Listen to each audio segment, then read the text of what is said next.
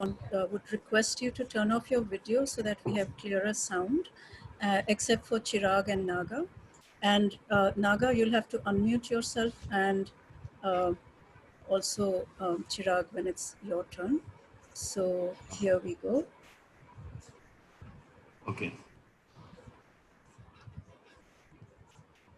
Okay, so if you can go ahead and begin, Naga, I'm going to start recording. Welcome. Okay. Okay. Thank you. Okay. My name is Nagaraj, and thank you for joining us today. This talk has been organized by the Teachers Against Climate Crisis, and this is the 10th talk in our series. So the subject of today's presentation, observed and projected changes in India's climate, can broadly be located within the second of three interconnected levels. At the first level are the three main sources of anthropogenic climate change, mainly fossil fuels, deforestation and land use changes, and aerosol pollutants, which are largely anthropogenic. These are, of course, linked to our development trajectory, energy choices, agriculture, etc.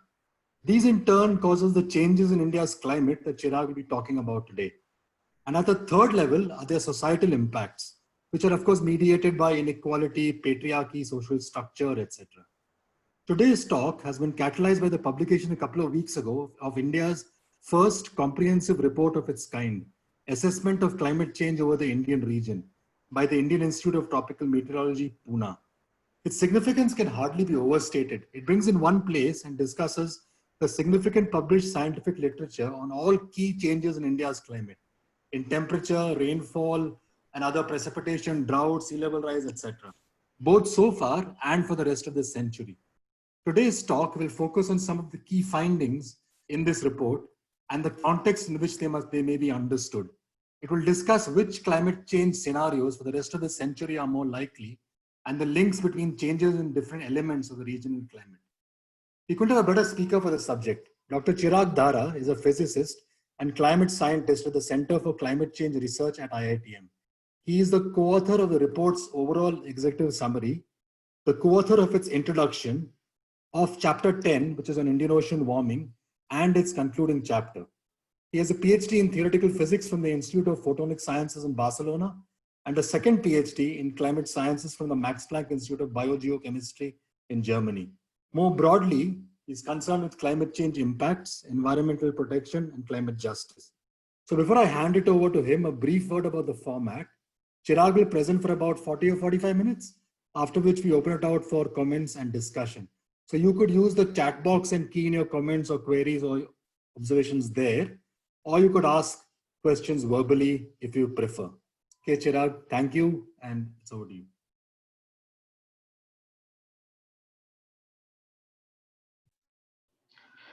Thanks very much, Naga, and thanks to the Teachers Against Climate Crisis group for inviting me to do this today, to share some of these findings of this report that we've just got out. So without further ado, I'm going to talk about observed and projected changes in India's climate. So to put things into perspective, I think most of you, if all of you, must be aware of the IPCC climate change reports, global scale. So, there are these major reports which come out every 5 to 6 years, and there are special reports which come out much more frequently. So these are, what you're seeing on the screen are some of the most recent reports in the last couple of years. The IPCC reports are on a global scale, and what they do is they are assessment reports. And that's a little different from a review alone, because what an assessment report means is that there's tons of climate literature. There are people studying glaciers in one place, in one part of the world. There are others studying the Antarctic. There are yet others studying dynamics in the Pacific Ocean, how that's changing, or the Atlantic Ocean, Indian Ocean, blah, blah, blah. There are, changes over land, how vegetation is both changing to the climate and responding to it. Now, the question is, what's the big picture? Because there are all these pieces of information, and we want to get to an understanding of what it all means. And that's what an assessment report does. It's not just summarizing all of the available information.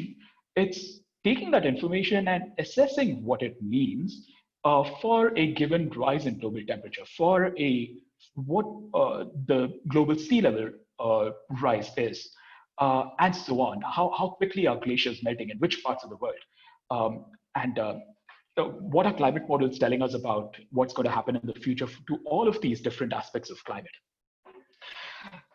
IPCC reports, by their very nature, deal much more so with global scale changes than with minute or more granular regional scale changes. It's just too much for one report to try and cover regional changes in detail. And that's why there are many countries now that have come up with reports that focus on their region, the larger region around where they're based. So the US has its national climate change assessment report, and Canada has one. I think the UK has one, and so on. And so it's really important to know what's happening in your part of the world, because it can be quite different from what's happening from a global perspective. There are many more complex dynamics that set in. And so that's what we've done. It's a book which came out maybe 3 weeks ago now. So assessment of climate change over the Indian region. It's pretty comprehensive. On the right, you have there are 12 chapters, each one dealing with a separate aspect of climate. As Naga said, temperature, precipitation, droughts, floods, sea level rise, Indian Ocean warming, large-scale weather systems called synoptic systems, storms, cyclones, Himalayas, and so on. Now, I'm going to try and encapsulate some of the key findings in this talk, but the information is too much. And the idea here is not to tell you in a great level of detail what the findings are, but to give some highlights and then enable you to give you sort of discuss the larger perspective in which this book should be read, the findings should be interpreted. So I'm hoping to be able to convey that. So here's kind of the structure of the talk. Of course, it all starts with increasing greenhouse gases and to a lesser degree aerosols. And the combined effect of all these anthropogenic changes have been a rise in temperature over India, concurrently with the rest of the world. Changes in temperature, and by this I mean changes in temperature over both land and ocean. So the Indian Ocean, India is, it's got a long coastline, 7,000 kilometers. There's the Arabian Sea and Bay of Bengal on either side, large, more broadly speaking, the North Indian Ocean. So temperature over the North Indian Ocean also is extremely important to the Indian monsoon. And so in connection to, as an extension of rise in temperature, especially these differences between land and ocean, I'm going to discuss how rainfall has been affected, the Indian monsoon has been affected. And of course, changes in the Indian monsoon have consequences, very important consequences for the country or for the subcontinent, droughts and floods. Now, that's one track. The second track is that you also have rising sea levels, which for India is an important problem, given, as I said, this very long coastline. And so sea level rise occurs for two reasons. One is the rise in temperature, which is melting glaciers and ice sheets around the world. They are adding water to the oceans. And the second one is what's called thermal expansion. So as the temperature of water rises with global warming, water expands, its volume increases. So it's a combination of these two, and both are equally important. It's a combination of these two that's giving us sea level rise. And then one other thing I will discuss is changes in cyclones. Rise in temperature, especially of the ocean water, is what feeds the cyclone its power, and rising sea levels is what makes its impacts more devastating in terms of storm surge. And there's also increasing moisture in the atmosphere because of this rising temperature, which also feeds cyclones and also rainfall. So these are the various connections. So let's sort of go through them in this order. So let me first discuss this rise in temperature. Here's the observed rise in temperature as we've assessed in our report. On the left, we have assessed that the all India average temperature rise over the Indian land region is about 0.7 degrees centigrade. And it's useful to compare that with the global average, global mean temperature rise, which is 1 degree. That's something which appeared in the IPCC report from a couple of years ago. So it would appear that the Indian land temperature has risen slower, less so than the global average. Why would that be? Now, one of the reasons, one of the big, processes that is implicated in this relatively muted temperature rise is aerosol loading over the Indian subcontinent. As we know, there's, when I say aerosols, I mean air pollution. So particulate matter pollution, which is in our media all the time. That also has an important climate consequence. Greenhouse gases, their physical mechanism is that they stop radiation escaping directly to space. They kind of, people say trap, but that's not entirely accurate. But it reduces the rate at which energy escapes directly to space, and that's why they warm the planet. Aerosols, they sit up in the atmosphere and they behave differently. They're highly reflective to sunlight, to solar radiation. So what aerosols do is they sit in the atmosphere and they actually block some fraction of the sunlight from ever entering the planet's atmosphere. And so they effectively end up cooling. That's just one of the effects of aerosols. There's another one which is much more complex. They also interact with clouds. And clouds are an extremely complex phenomenon in the Earth's climate. So it's a combination of these two effects of aerosols that is probably the big reason why India's temperature seems to be relatively muted. And the extent of that muting, if you will, is, you could put it at about half a degree, perhaps. So if you in fact accounted for, if you magically removed aerosols from over the subcontinent, air pollution, you would actually see an increase in temperature. It's like a fever which has been suppressed, which just goes back to normal the moment your suppressants stop working after 8 hours. So that's the observed part. And now the question is, what are the projections for the future from climate model simulations? Because we need to do simulations to see what happens in the future. And here's where I want to talk about how we have reported these projections in the report. So if you if you were interested enough to visit the executive summary of the book, you'll see the schematic. It's got a lot of information, but let me take you through it because it'll just make it easier for you to look at it later. So on the bottom, we've reported temperature rise in the future for ocean and North Indian Ocean and over Indian land region. Next up, in the middle panel is about how the summer monsoon rainfall is going to change during this century. And the top panels are about changes in the Hindu Kush Himalayas. Okay, so on the blue are annual precipitation. They stand for the annual precipitation of the Himalayas. And on the right in red is change in temperature. But we are focusing on Indian land temperature right now. And that's this panel on the bottom right.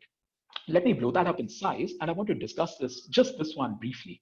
I promise the rest of my talk will not look this complicated. Now, let me, there's a lot of stuff here, so let me just walk you through it one by one.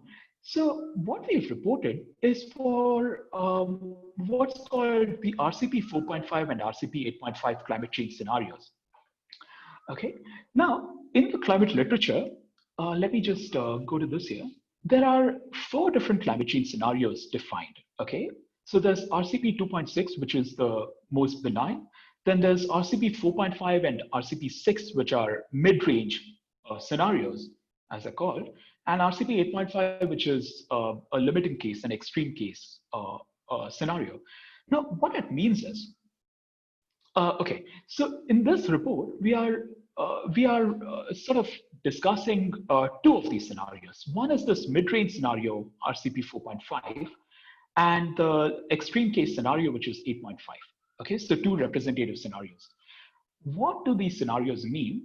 I think we don't have to get into what this name means, just remember it.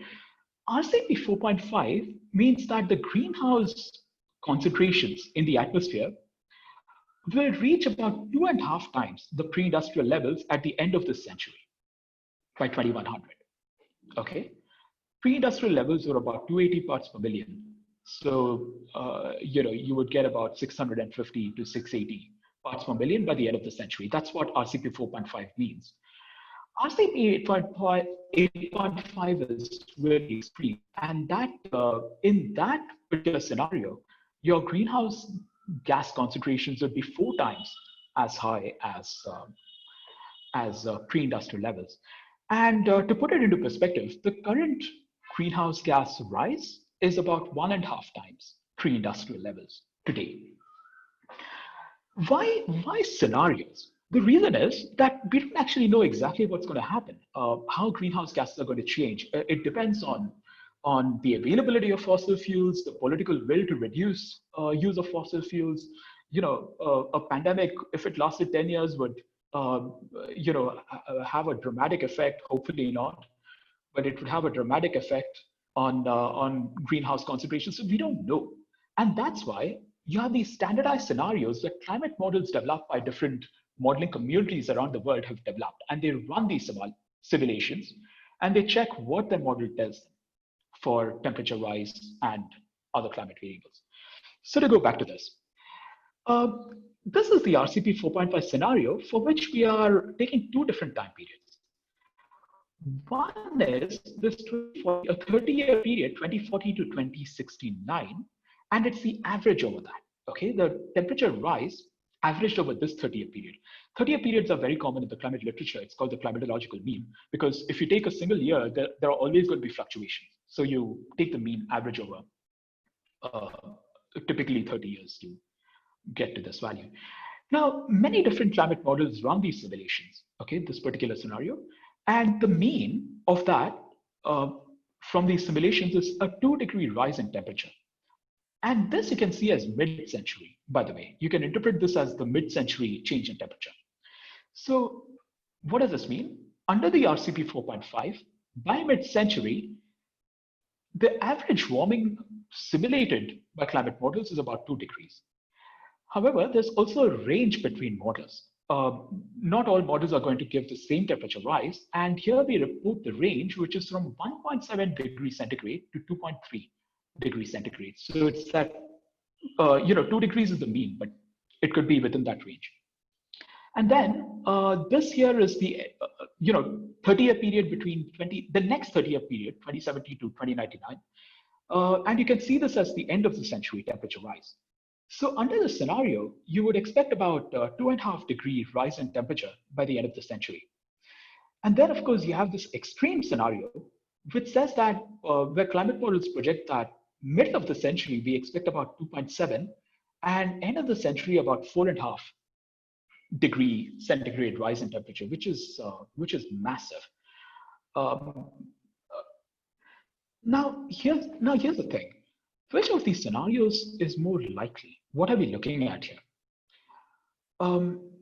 So one thing that often happens, even in the climate community, leave alone in the media, is people often report RCP 8.5 as the business as usual scenario, because emissions currently seem to be tracking closest to that particular trajectory.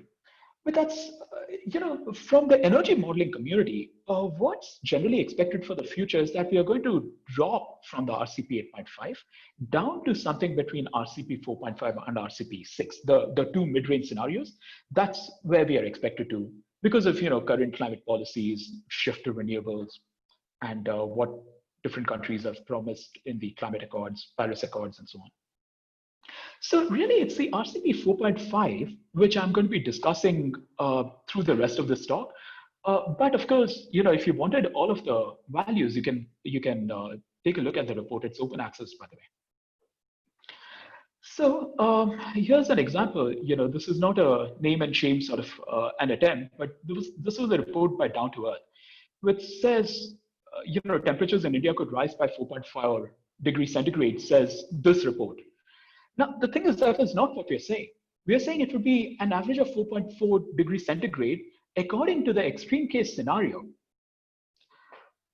But the title never says that. And that is something we've noticed in report after report where, there might be a clarification inside the body of the text, but the titles, the headlines often gave the highest value they could find in our report and reported it like that is what is inevitable.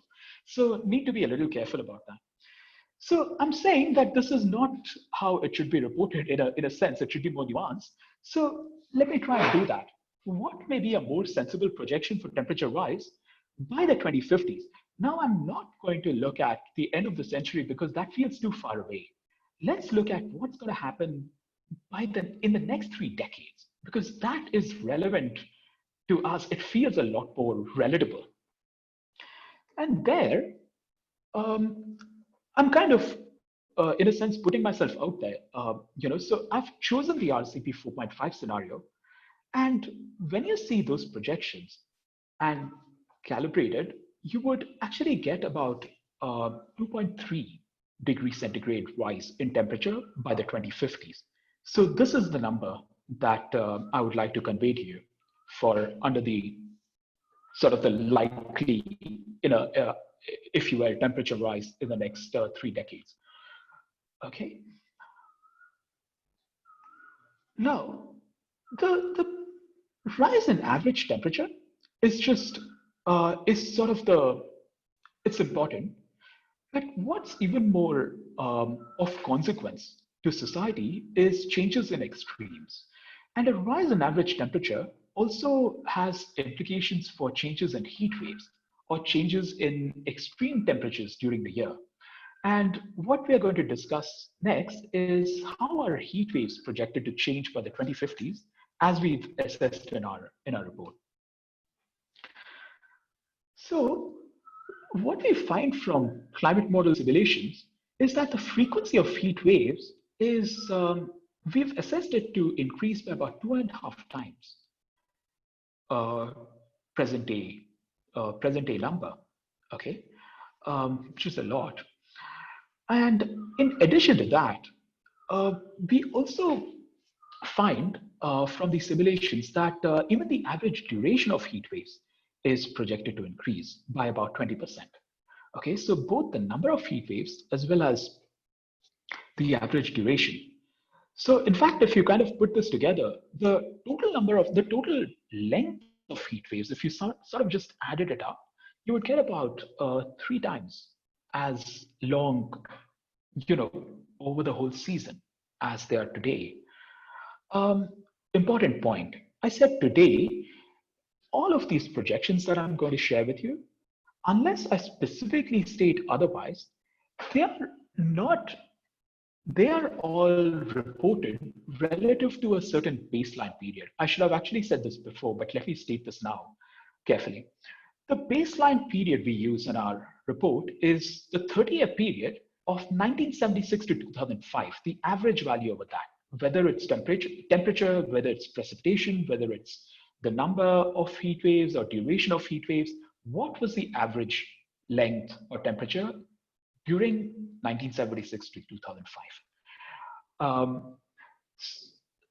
So when I said relative to today, frequency of heat waves by so much, actually what I meant was baseline period. I should be more specific. So please understand that as relative to this 1976 to 2005 baseline period.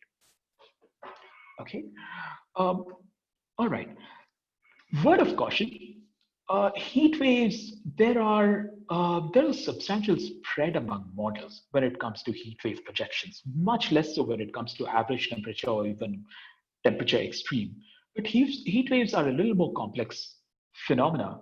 And so these numbers are to be not treated as very literal, but as indicative of the order of magnitude of change we anticipate in the next 30 years.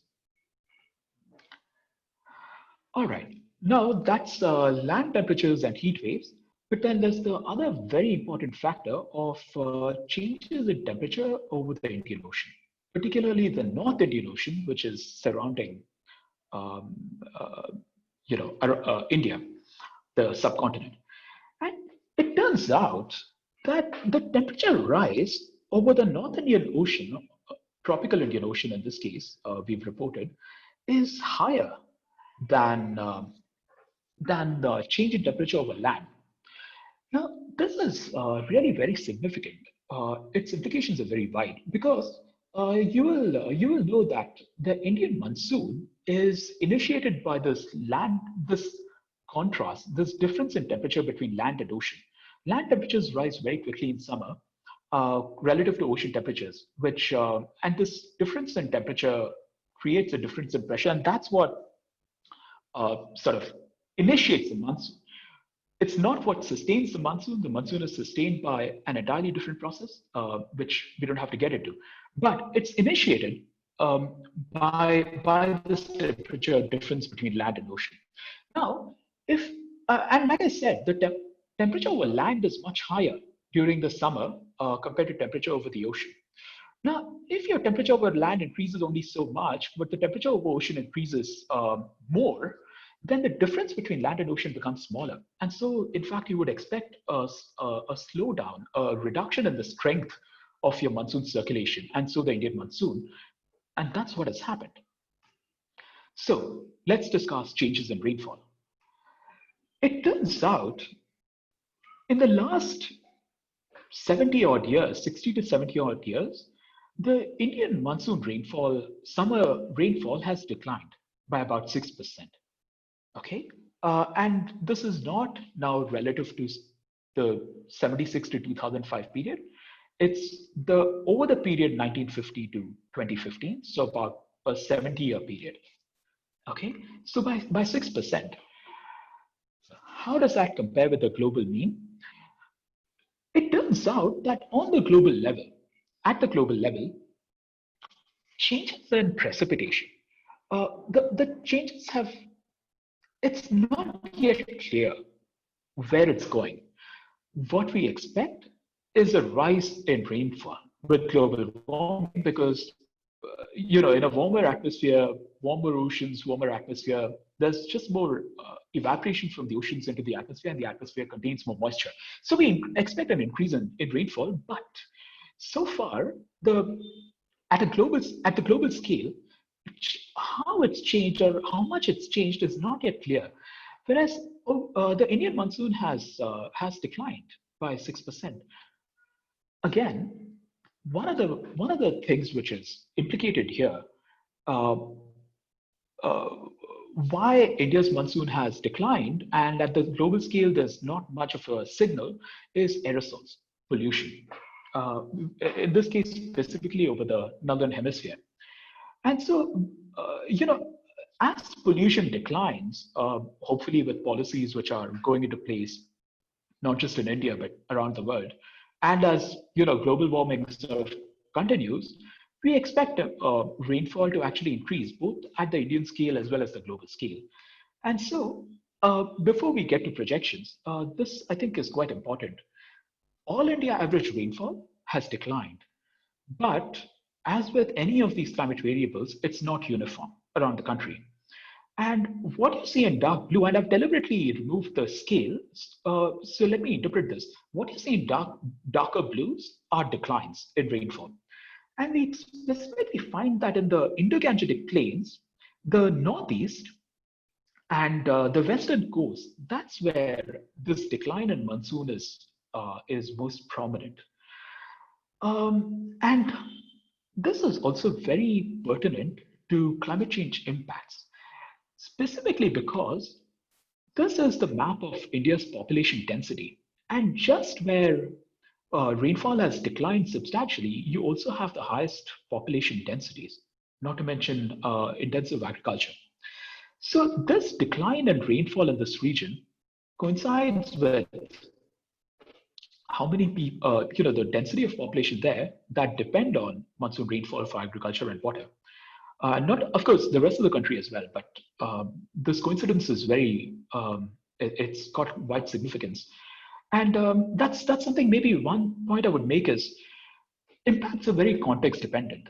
So changes that happen in a remote area will not have the same consequences of changes that happen in heavily inhabited areas or in a wildlife protected sanctuary and so on, where there's very many endangered species of wildlife.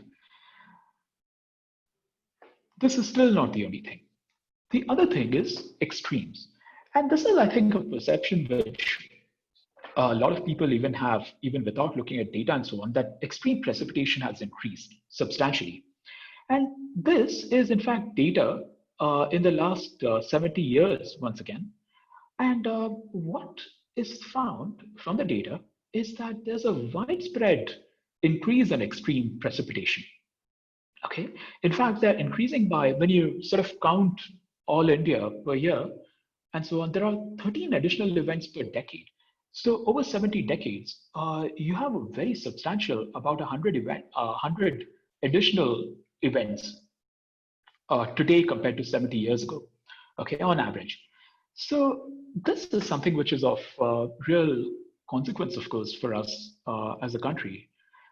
And I might also add that this increase in extreme precipitation is a very, very fundamental manifestation of anthropogenic climate change. In fact, and this is something I discovered very recently myself, is that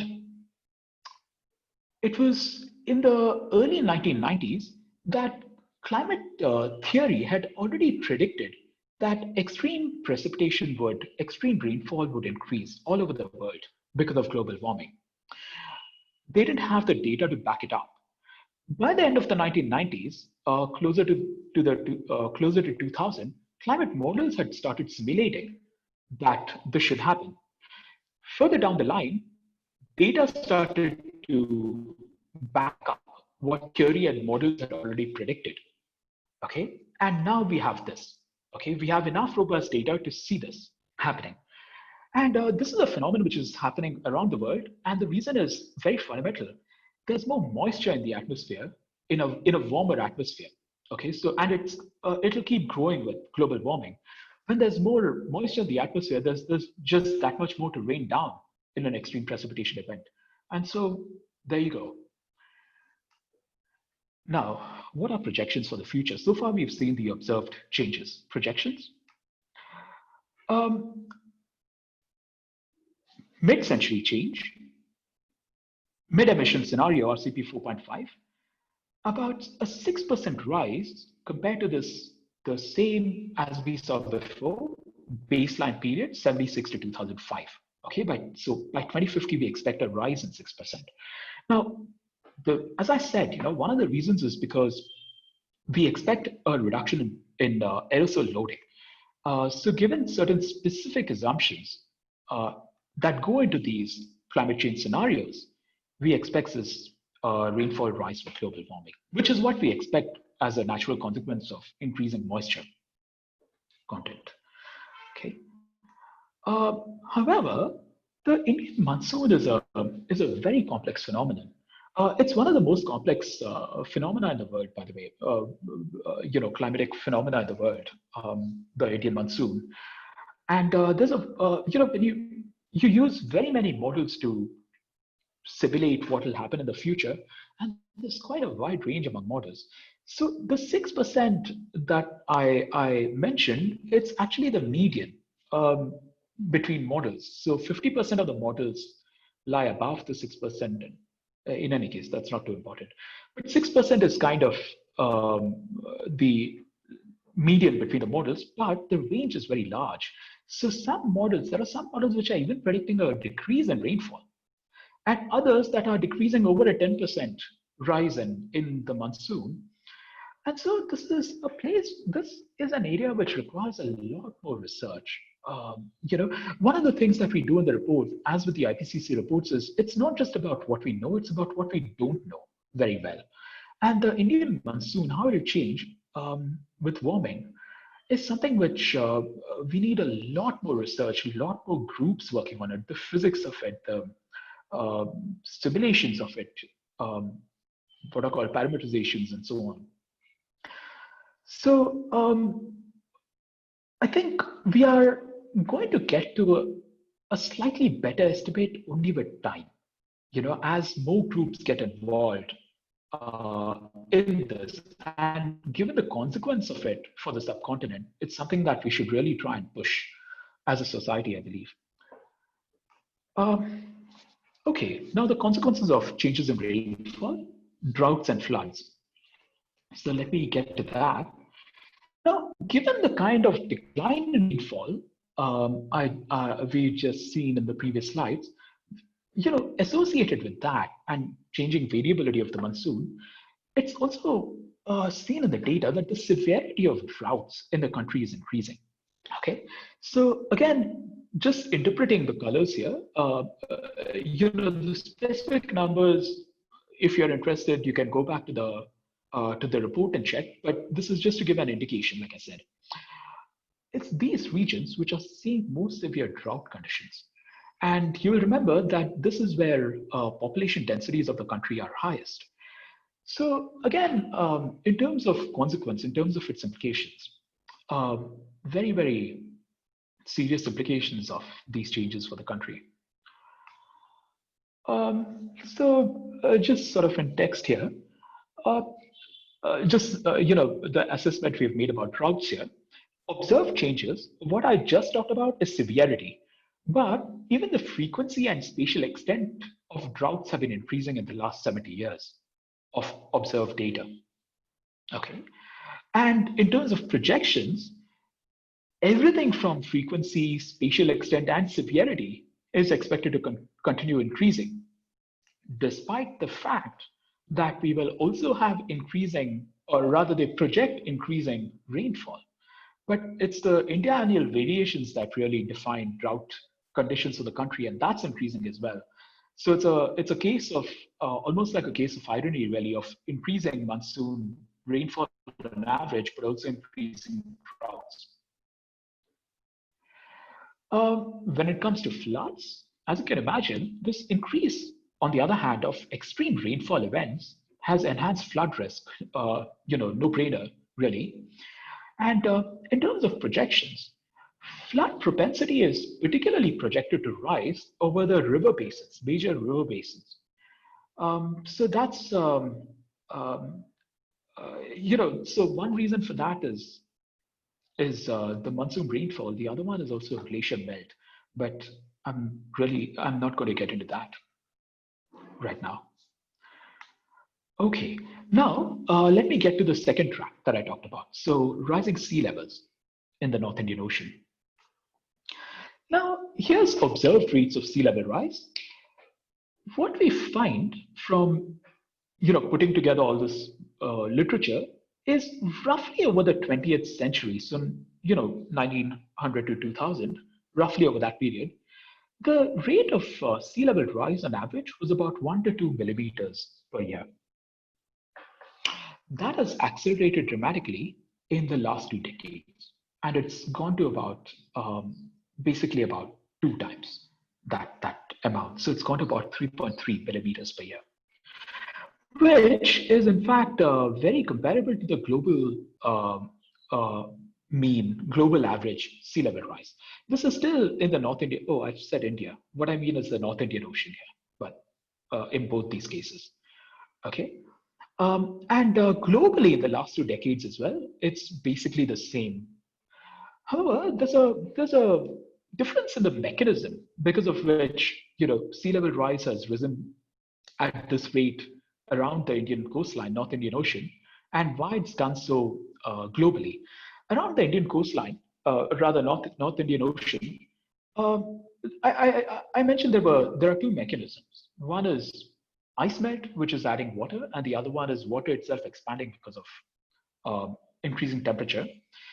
What's more important in the North Indian Ocean is this thermal expansion part, this expanding because of increasing temperature. One reason for that is, unlike the Atlantic and the Pacific the 2 major oceans, the North Indian Ocean is bounded from the north by land, whereas both the Pacific and Atlantic, they are connected to these very cold, Greenland and the Arctic, which is melting ice and adding mass to these oceans. Whereas the Indian Ocean doesn't have quite as much of an influx of water into it, so it's dominated by this expansion of water because of warming. The global mean is different. It's considered roughly equal because of the two mechanisms, just out of interest. In terms of projections, something I need to emphasize here.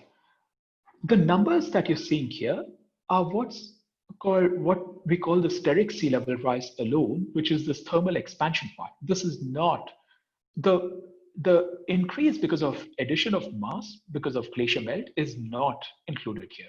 Okay, so over the North Indian Ocean, this is the end century projection. Yeah, somehow we have not assessed mid-century. I discovered that myself while I was preparing this talk. So by the end of the century, we expect, or rather, climate models project about a 30 centimeter rise in sea levels in the North Indian Ocean relative to 1986 to 2005. Okay, just a slight change in the reference period. We can consider it more or less the same.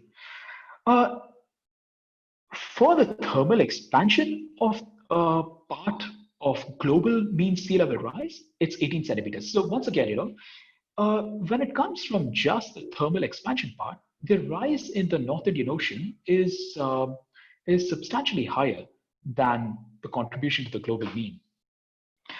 Now, once again, this does not include sea level rise because of addition of water into the oceans. And for the global mean, actually these numbers exist. The reason we have not reported that is because the literature lacks it. As it happens, projecting regional scale changes in sea levels is a very complex scientific question. There are very many processes, changes in atmospheric circulation, changes in ocean circulation that will happen with global warming, which also affect regional scale sea level rise. And because it's so complex, it's very difficult to get these at regional scale. And so the literature simply doesn't exist to date. That's something which needs to be done. It will be done, of course, but so far we were unable to assess that part. Okay, now one thing you might be wondering, it's something which I've been asked a couple of times, which is why, Naga, how much time do I have? Should I be done? Yeah, so you're almost 40 minutes into the talk, Chirag. So maybe you go faster, yeah? Yeah. Okay, okay. So I'm going to move on move past a couple of slides. So the last part is changes in cyclones.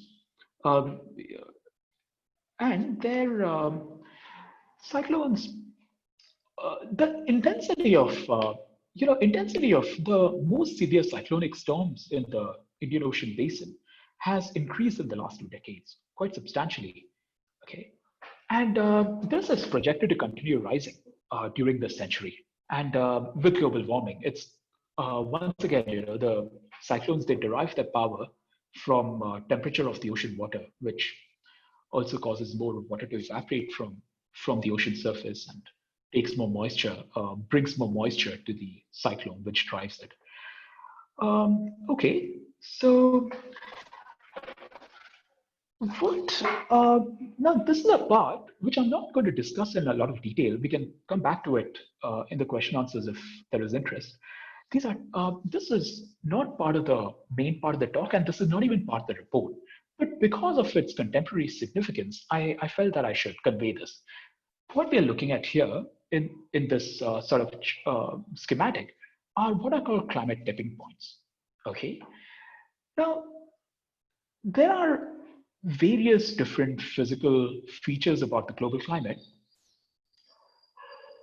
If they change, they could induce a very abrupt change in the climate system. Not a continuous change, but an abrupt change, which could end up being essentially irreversible, or irreversible on any timescale that is of consequence to us in the next say, 100 years. And there are many of them that have been identified. The Amazon forest dying out, or there's a massive flow, the Gulf Stream, the ABOC as it's called, which is being slowing down, and it has very significant consequences for us. There's also the permafrost, which I think is what most people are aware of. It's a lot of discussion, which is frozen soils that have been frozen for centuries in the northernmost latitudes. And if they thaw, and they are thawing now, if they thaw too much, they can release a vast amount of carbon dioxide and methane into the atmosphere, which will simply accelerate global warming, which itself will make the permafrost thaw even more, which you see where that goes. That's an accelerating phenomenon. And there's a vast amount of carbon dioxide and methane that can be released. And also, of course, current interest. It's also widely, let's just say, it's also believed that there can be some pretty dangerous pathogens which have been long buried in that ice, in the ice sheets, in Greenland or in permafrost, which if we've had no encounter with them because they've been in that ice for centuries, if not millennia. And if those get if it starts thawing and those pathogens start running free, the consequences are hard to imagine, really. I think that's all one can really say.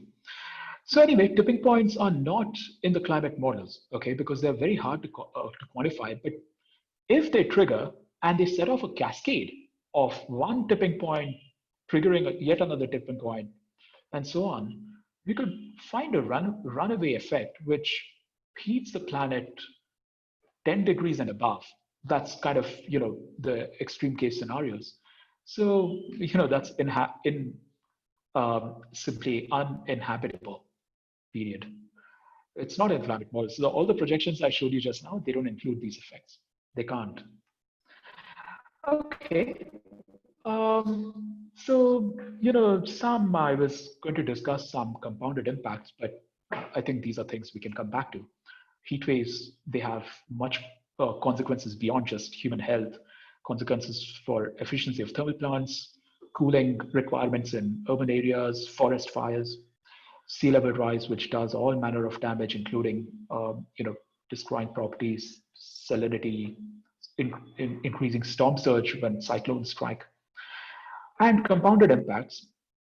But at the same time, climate change action also has compounded benefits. Okay, so renewables are not just free of carbon and air pollution. They also have lower water consumption, which by various mechanisms could aid the monsoon revival. And forests, of course, they're direct carbon sinks, but they also improve resilience to flash floods, percolation of groundwater, resilience to droughts, coastline erosion, resilience to coastline erosion, not to mention wildlife and biodiversity. So with that, I think I'll stop. I'm sorry I exceeded my time by 5 minutes. Thank you all very much. Thank you, Chirag. That was completely fascinating. Totally. I'll now open it out for questions, observations, and comments. There are already a few questions in the box. Chirag, if you open your, maybe you could take it off your screen share. Yeah, thank you. And in the chat box, there's questions that have already come in. Would you just wish to read them, or shall I begin to? The first one's from Soumya. Right. So should I just read it out and then? Yeah, you can sort of do that. Yeah. Yeah. Okay. All right. So the first question: why drop RCP 2.6 when IPCC went even to RCP 1.9? Is it a politically imposed decision or side effect on pragmatism? While other assessment reports. Yeah, maybe we take a couple of questions together. Yeah. Whichever way. No, second meeting, it's part of the same questions. So I'm just reading it quickly to see if I can answer them together. While other reports take either 1880 to 1900 or 20th century average as a baseline, so why does the IITM report choose the other baseline? Like in regression of IPCC, do you visualize that these IITM study projections will change in coming decades? Any plans to update periodically? Okay, all right. Why drop RCP 2.6 when even RCP 1.9? Now, honestly, I really don't know about RCP 1.9. I don't know if it's worth bothering to talk about it. Why drop RCP 2.6? A couple of reasons. One is pragmatism on two levels. RCP 2.6 is basically current day, roughly current day carbon concentrations. So it's hard to imagine that the end of the century carbon concentrations are going to remain what it is today. So pragmatism. The other is scientific pragmatism in terms of our effort. We are a relatively small bunch of people at our Center for Climate Change Research. And so we took one mid-range scenario and one extreme case scenario. And based on the values that we assess for each of these, depending on what the actual trajectory is, one can interpolate. Okay, so that's how I would answer that question. So it's not a political decision by any means. Okay, now while other assessment reports take 1880 to 1900 pre-industrial or 20th century average as baselines, why does the IITM report choose this baseline? Every report, whenever you see projections in any report, any climate change report, you always have to look for the baselines, okay? Because they are chosen differently in different reports. Why is a more complex question. Although there are some there are some reasons which are consistent across reports, other which come up as scientific knowledge advances. Now, pre-industrial times can be, the average over 1880 to 1900. Sure, temperature rise that I discussed, 0.7 degree rise, that is relatively pre-industrial times, essentially. Okay, projections are often given with regard, even in the IPCC reports. The IPCC AR. Chirag, Yeah. so how would this baseline compare with pre-industrial? So if you take, say, temperature, what would the average this baseline compare with, say, the average temperature of pre-industrial temperatures? Yeah, it could be about 0.3 to 0.4 degrees is what I would right. So estimate. Basically, on your numbers, one would then need to add 0.3 or 0.4 degrees over pre-industrial temperatures. Which is in fact what I did. When I discussed 2.3 degrees as the mid-century rise, right. You might, 1 minute, let me just go back to this for a moment. 1 sec. Yeah, it's okay, carry on, it's fine. No, might as well, because I think it is rather important, this one. So I hope you can see my screen. Yes. So this here, projection of temperature rise over India by the 2050s, I have already added so in the report, we are reporting 2 degrees with respect to the baseline, 1976 to 2005. And over here, I've got into 2.3, where I've added 0.3 because of to compensate for the pre-industrial to our baseline. Yeah. So that's something which was done. So even the IPCC AR6, the upcoming major report, many of my colleagues are authors, lead and coordinating lead authors on that, and they're going to change the baseline. So the previous IPCC report, in fact, used 1976 to 2005 for the projections, and the new one is going to use 1986 to 2015. Okay, so the baselines do change, so it's very important to look at that. Like in progression of IPCC reports, do you visualize that these study projections will change in coming decades? They could. Some of them, we don't expect them to change dramatically. For example, temperature projections would not be expected to change very dramatically. There are some complications, but we'll get to it if somebody raises that question. But precipitation, now that's a big one. Okay, like I said, there's a wide range among climate models because it's just a very complicated question, the Indian monsoon, rainfall. It's affected by what's happening in the Pacific. It's affected by what's happening in the South Indian Ocean, and things like that. Okay, so and even in the Pacific, there are some phenomena that happen over a 3 to 5 year time scale. There's others that happen over decades, oscillation. So all manner of physical mechanisms affect the monsoon, which is why it's so complex. So yeah, we do plan to update it periodically, maybe once in 5 years. But we've just come out of this one, so it's so far there's no plan for when exactly the next one might be done. Okay. Should I go through the questions, Naga? Yeah, I could if you wish, Chirag. So Prakash has a question. Yeah. Sort of average rainfall and changes in extreme precipitation, which in his view are the most ignored aspect of climate in Indian context. So could you point to reports, articles that bring these two aspects together? Average rainfall and extreme precipitation events. Well, I would say that I covered. I mean, of course, I don't know if Prakash. Yeah, if you mean more than that, but I would say I covered that part. So if I could just share that again with you. So precipitation. So Chirag, this is no, I actually meant more than that. I know you covered the basic, and because you covered it in such a quick pace, I think it's important for to sort of get into details and depth. Okay. So I would really point you to our report, because we have whole big chapters on one whole chapter on precipitation changes, which is not just the mean but also extremes, both the observed and the projected. So I would point you to that there. Yeah, I think there are also papers by Dr. Roxy and by Raghu Murthugadde on extreme precipitation events, aren't there? In 2017.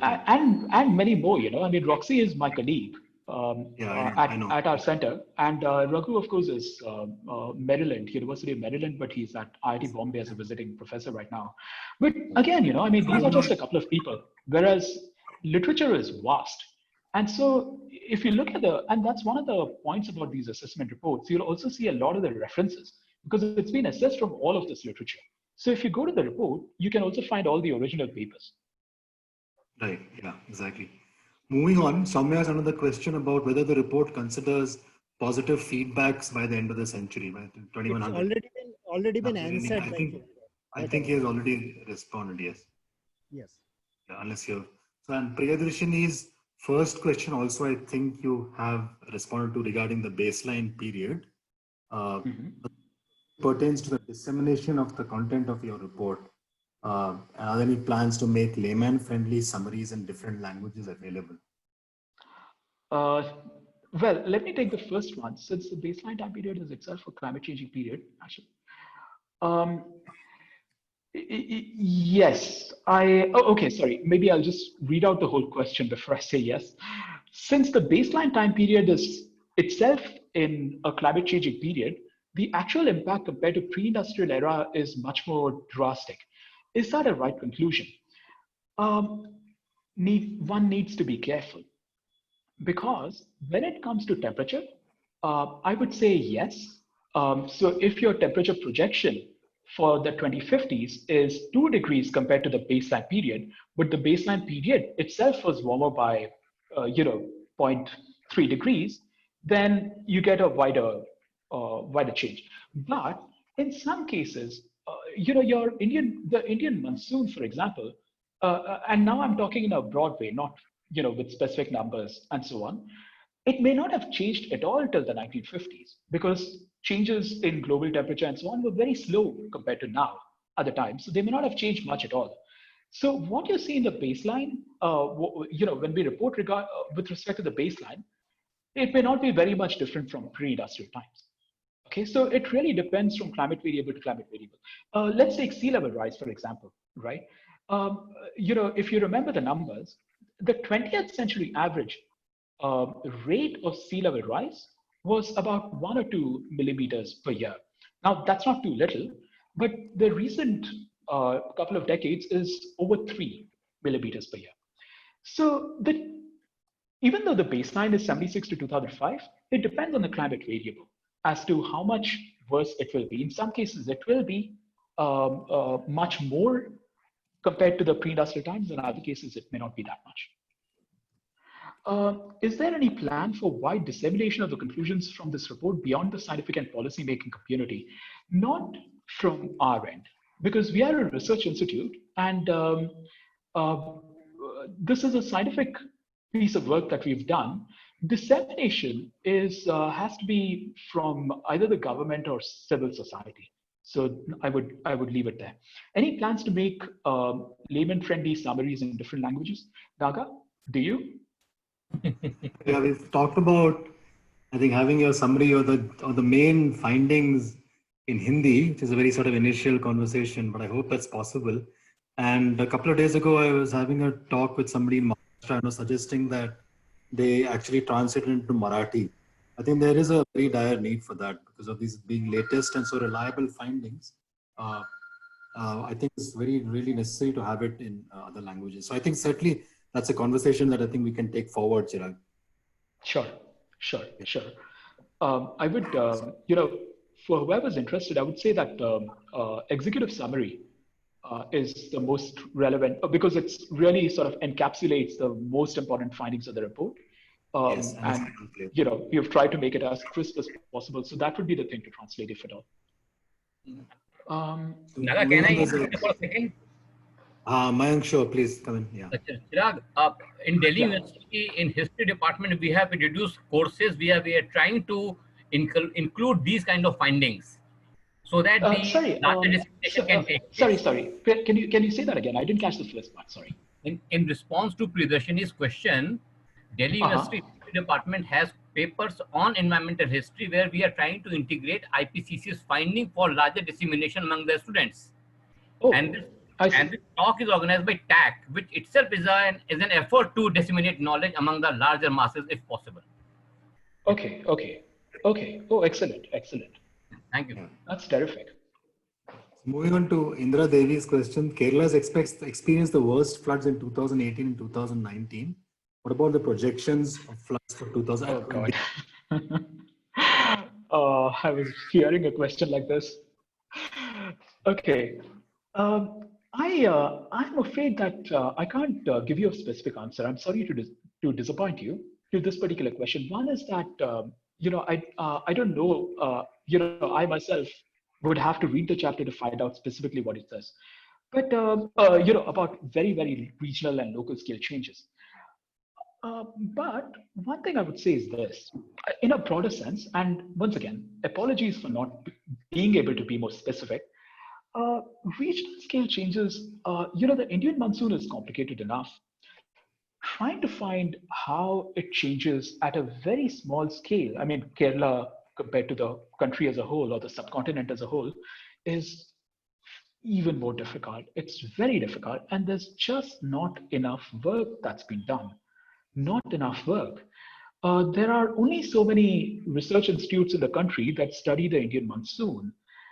We need more, and we need coordinated efforts from different research groups around the country. I mean, of course, there are research groups elsewhere as well that do it, but then, most research groups, they are concerned with sort of the larger part of the world around them. They're not going to study it in a great level of depth, probably, the Indian monsoon. So we need to develop that capacity over here, is my personal take on this issue. So I would say 2020 is, that's not a climate change projection. That's a, weather model projection. Ahead.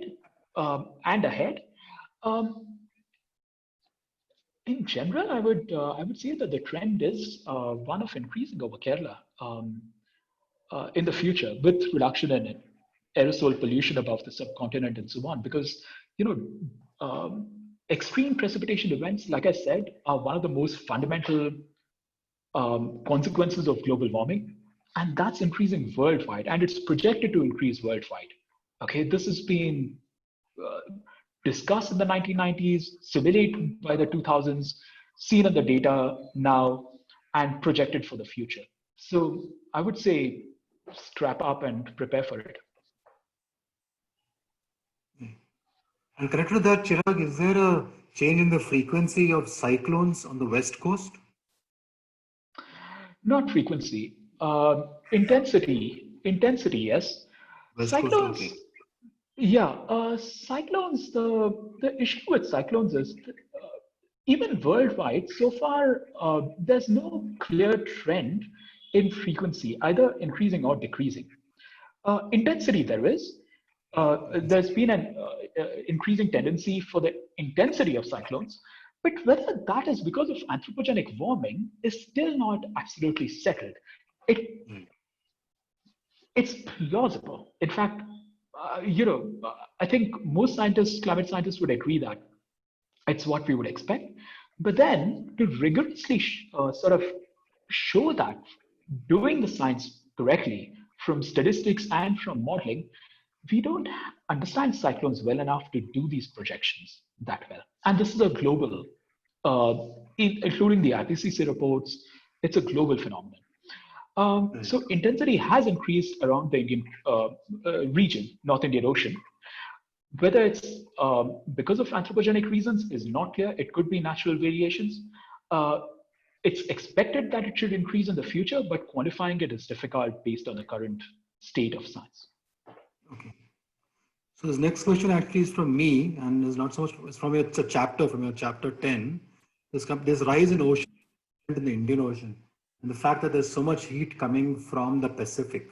Which I found, yeah. So do you expect that to continue? And what are its implications? Sorry, can I, where is that question? Who is this? Oh, just below, sorry, that's from me, Chirag. It's one just below Kerala. I'll just read it out. Oh, right. Yeah. Given the significance of Indian Ocean warming, India's climate, the horizontal transfer of heat from the Pacific into the Indian Ocean, do you expect that to continue? Oh, from you, oh, Naga, okay. Yeah. What are its So for the chapter, not from India? the start, Yeah. Do we expect that to continue? Well, yes, certainly we expect it to continue because that, aside from the South Indian Ocean, the only connection the North Indian Ocean has to the rest of the oceans is from the Pacific through what's called the Indonesian through flow. Heat comes in, and it's a vast amount of heat, so that will definitely continue. I think instead of looking at that specifically, I think the larger question is build-up of heat in the North Indian Ocean. What are its implications? You know, whether it comes from the Indonesian through flow from the Pacific or whether it builds up for other reasons. And there are other reasons. For one thing, the Indian summer monsoon circulation, it kind of, what it does is, it sort of circles past Eastern Africa, swings upwards, and then moves towards the Indian landmass, okay, during the monsoon season. Okay, so it kind of does this, and it's a very powerful jet. Now, the Indian monsoon circulation has declined, as I discussed during the talk. Now, this decline also has implications for heat in the ocean, okay, because it sort of changes the dynamics of how heat flows from the top of the ocean surface, ocean surface, down to its depths. Okay, so because this wind actually has this friction, and it actually, as it slows down, it in fact in some sense, you know, in a casual sense, it reduces the amount of friction shear it applies to the surface ocean. So it actually decreases the amount of mixing that happens. So when the amount of mixing declines between the surface ocean and the deeper layers, water kind of stays closer to the top, and it starts heating up more, and the heat starts building up. So this has, of course, a major consequence in terms of sea level rise. You would expect more sea level rise, and the amount of evaporation itself from the surface ocean and things like that. I'm curious about the impact of, sorry. No, carry on. You're curious about the impact of what?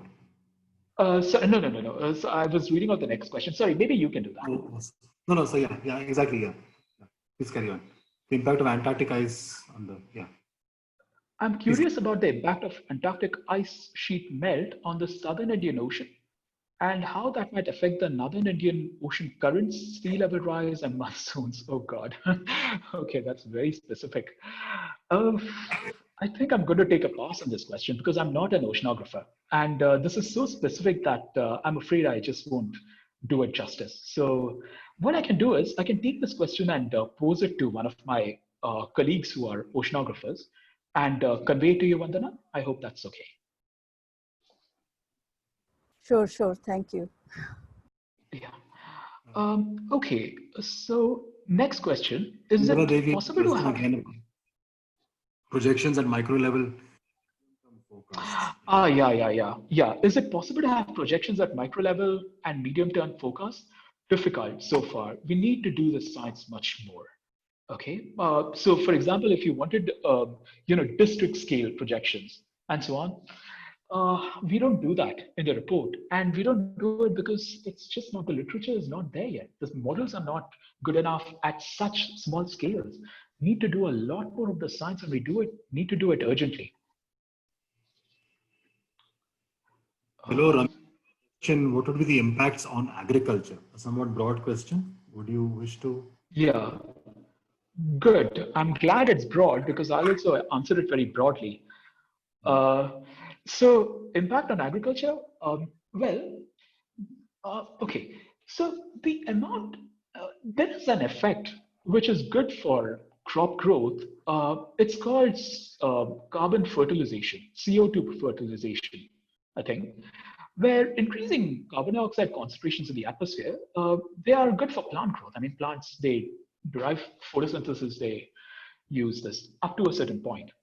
So CO2 fertilization is an important effect which would aid tree and plant growth up to a certain point.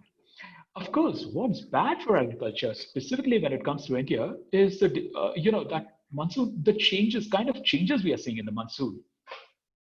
In the future, according to these, when you go by these projections, there will be there should be an increase in rainfall. Okay, but the variability between years is also projected to increase.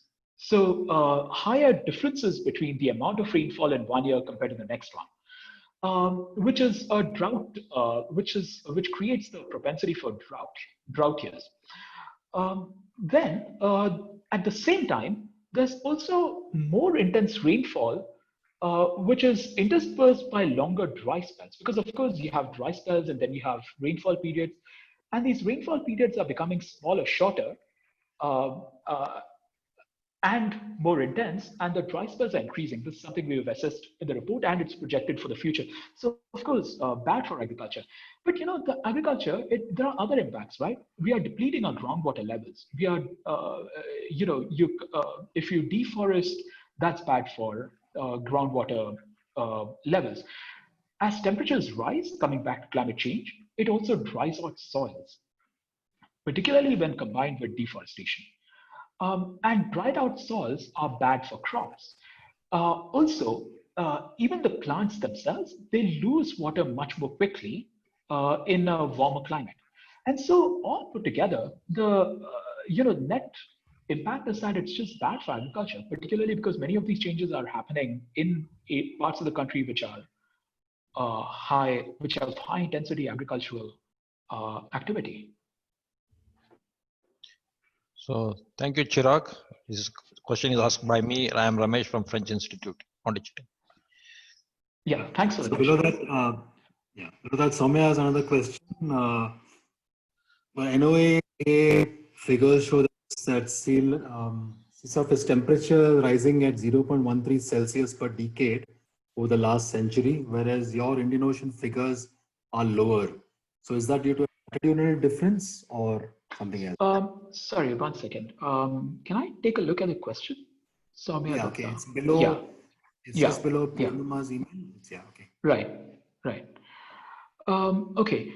If time permits, NOAA NCDC figures show SST rise as 0.13 degrees per decade. What do you mean SST? Oh, sorry. I was thinking sea level, sea surface temperature rise. At 0.13 degrees per decade over the last 100 years, are lower. But I assume that that means global average, the 0.13 degrees centigrade per decade. Yes, yes, it must be. Yeah, then of course, there are regional changes. Like I Yes, said, that's sea what I levels. said. Okay, okay. Well, yeah, I mean, regional sea level, sea temperatures as well as sea levels, they change at different rates because of local mechanisms, how heat is building up in a given ocean basin, how heat transport or wind transport changes in that region with climate change and so on. So there are always regional differences. I mean, that's why we need a regional assessment report. Actually, one thing you said, Chirag, which was very important, you said that Indian sea level rise is fed more by the heat and thermal expansion and much less by ice sheet melting on Greenland or Antarctica. And is that something that will sort of the future? So essentially it implies that Indian sea level rise would probably happen at a lower rate than the global average sea level rise. Could one sort of say that? Um, I don't know Because the ice answer to sheet that. melting would be a big factor going forward, I believe, in the 21st century. Actually, as it happens, in the long run, on long time scales, the thermal expansion is considered a more important contribution to sea level rise than mass addition. Okay. Yeah, yeah. So it's a very important mechanism.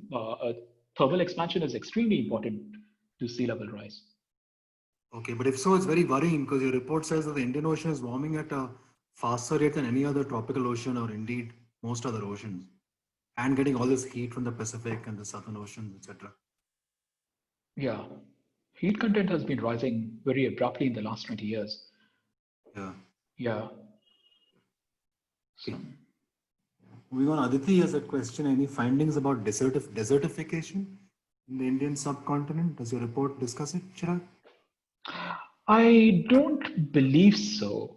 I don't believe it discusses desertification. It's a very important question. Desertification, yeah. I'll see if I can find specific studies. I don't think it's in the report itself. But just below that, Mayank has responded to say that there are historical studies on desertification in the medieval period. And Pradeep has requested that that your slides be shared and also could the executive summary of the report be made available. You could share, maybe we could talk about that, sharing a PPT. And Yeah, I mean, I can share I can share the executive summary right away. I think if I can just put it in the chat, I believe. We can do that at the end. Moving on, Anupam Verma has a question about forests and commercial activities. That the MOFCC seems to be happy to open up forests for commercial activities. Does the report factor in the increased loss of forest cover in India? Let me just read the question. Where do I find it? It's the one just below Pradeep Ghosh's request for the executive summary. Right.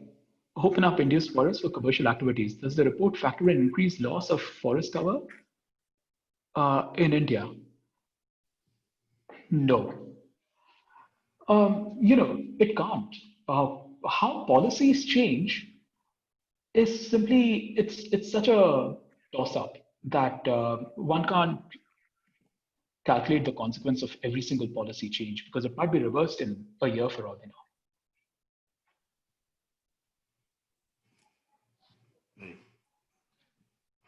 Yeah.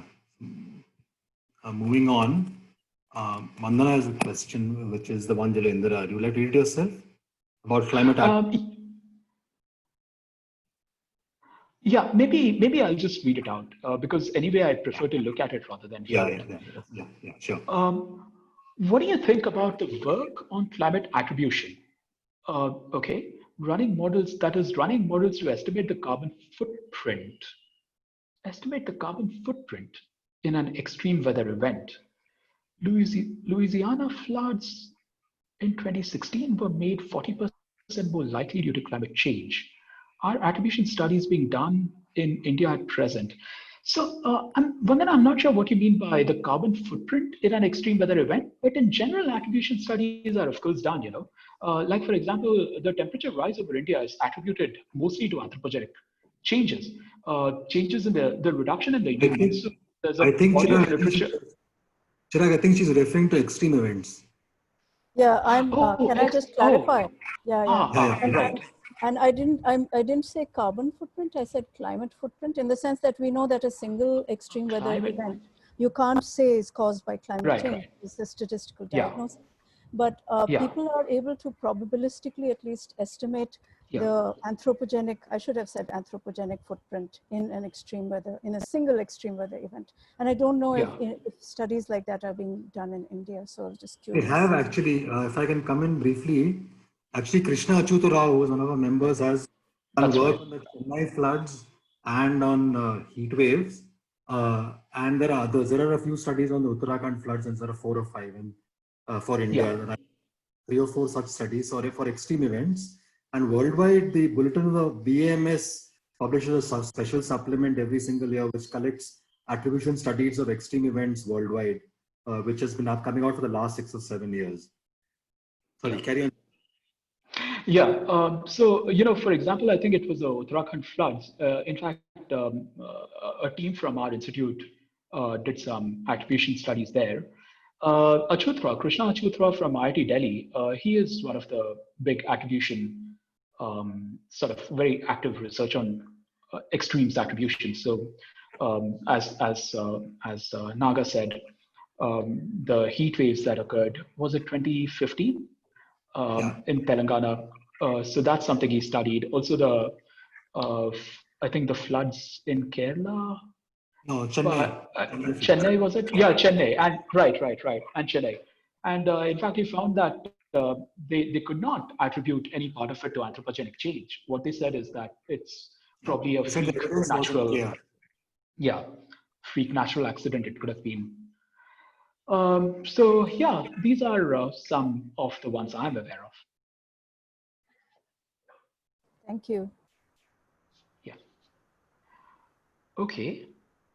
Could there be a leveraging solution and implementation model to mitigate the projected scenarios? I don't know much about, I think I'm not very well placed to answer these questions, mitigation and so on. I would basically be an informed observer, really. So I would defer that question to someone who's more of an expert on climate change mitigation. Any idea of what will be the sea level rise with the current rate of melting of Himalayan glaciers?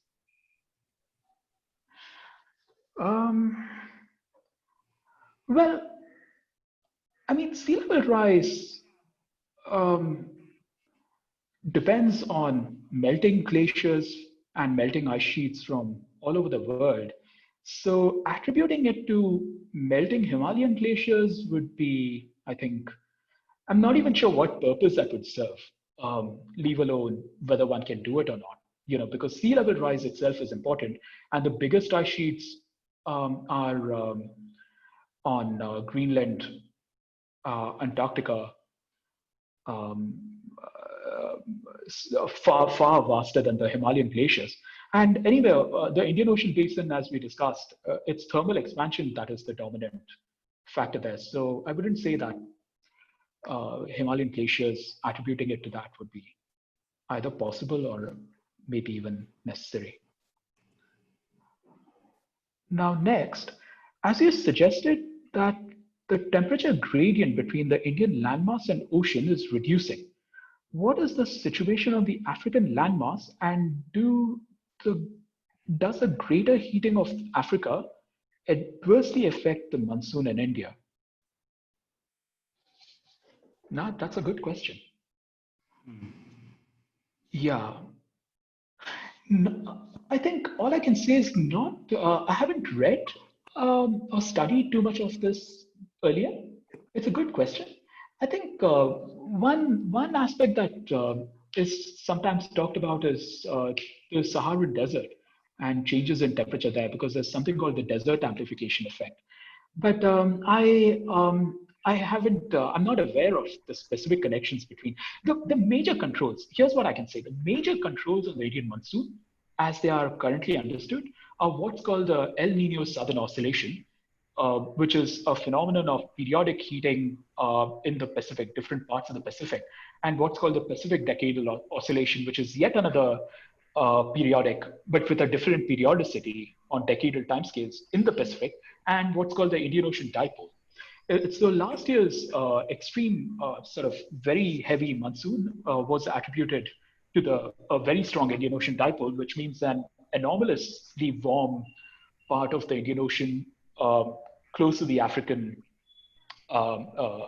region, East African region, Indian Ocean close to East Africa, compared to the western parts. Sorry, compared to the eastern part of the Indian Ocean. So there's this temperature differential, and even that oscillates. And last year, the one closer to the African land mass, was much warmer. That's called a positive dipole, Indian Ocean dipole. So these are considered the major drivers of the Indian monsoon. Land temperatures of the African landmass, I haven't heard. It's possible, but I don't think I can say more than that currently. Just a second. Can you suggest the readings for that? The relationship between African, what you explained just now, any reading for that? And as a historian, we have been using nilometers to corroborate monsoon features in India in ancient times and medieval times. So we have been trying to get between the floods in Nile and the precipitation in Indian subcontinent. So as a historian, we have been doing that. But the contemporary situation, the modern situation, if you have any readings, please suggest. I'm afraid I don't know it myself. So maybe what I can do is, and you could do it as well. We could just look at the chapter and see if we find good references within. Okay. Else, please get in touch with me, and I can run it past my colleagues, and we can see if we find. Thanks a lot. Thanks. Yeah. So I'll be happy to take this forward. Just I think you must have my email ID, or I can give it to you. Moving on, Soumya has more like an observation on the rate of desertification in India. About 29% is facing desertification, and the media has covered this, but it seems to be more like an observation. Next question, Chirag, is actually from me again, which is I was quite alarmed while going through parts of the report to the extent to which North India has been warming. And in many ways, North India seems to be happening far more than other regions. So this question, which you can read out, is actually in that context. Yeah. So the report says that the pre-monsoon season shows predominant warming of more than 0.5 degree centigrade per decade over North India. That's twice the global average and a staggering rate of rise. Could you comment? In fact, Naga, I discussed this with a colleague of mine after Naga also raised this issue with me earlier. So I discussed it with a colleague, and it turns out that we don't know what precisely is the reason for this how to attribute this, whether it's a specific natural amplification, whether it's anthropogenic, which is amplified by feedbacks. We don't know. Very, very speculative. There is the one issue of what's called desert amplification. Okay, it's a albedo feedback of deserts, and albedo and I think clouds over deserts. I'm completely speculating here. Maybe that has some connection to amplifying the response over the North Indian region as well. But Chirag, why would desertification amplify it at this rate?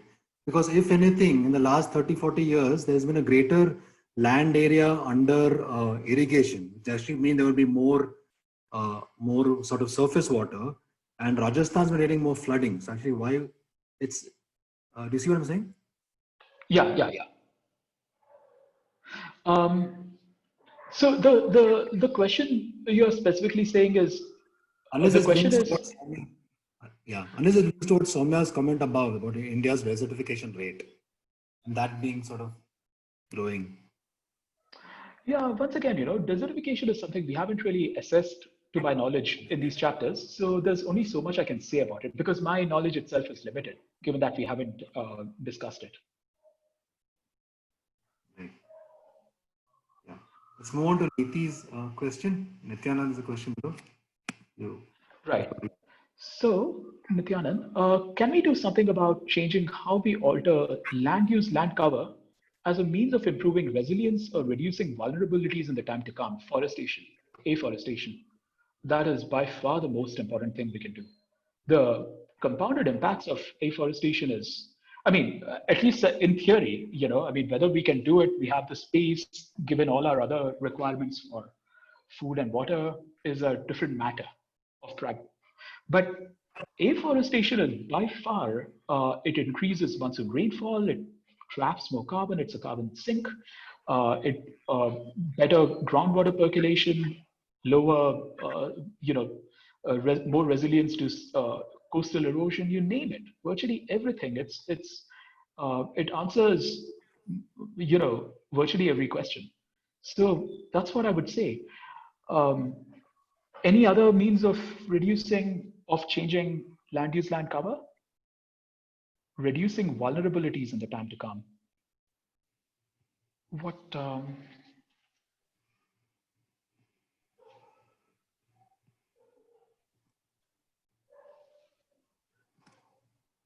It's a good question. See, land use, land cover mainly changes because of forest land going to cropland or urban areas. And also now, one thing which has come up is all these vast solar projects, which is also a kind of a land use, land cover change. And that may induce micro changes in climate in regions. So it won't be important on a global scale, but for people living in that region, there could be noticeable changes. But the direction is very unclear which way it'll go. Even studies globally, it's not easy to tell. Reducing vulnerabilities, again, the most obvious answer, I'm afraid, is afforestation.